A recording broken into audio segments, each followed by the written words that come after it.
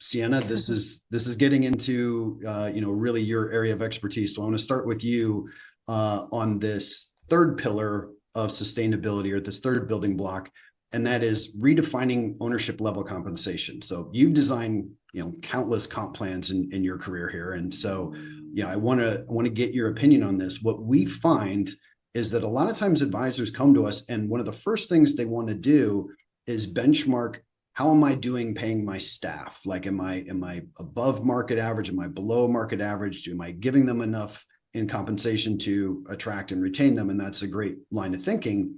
But I think you would actually advocate for advisors to shift the focus initially to on their own compensation first as owners, and then the staff. So tell us a little bit about why that's important.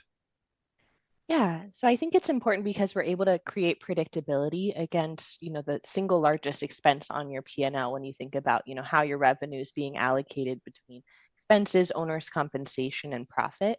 So that's why we want to start with owner's compensation, because we're able to balance income for the owners between a few different buckets.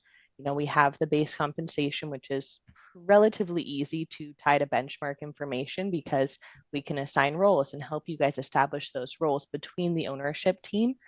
But oftentimes people come to us and they think about their compensation just in the form of salary or just in the form of profit distributions, rather than thinking about the entire compensation picture, which is that component of base salary, potentially a bonus, your pro rata share of profit, but then also any proceeds if you're the seller in these transactions.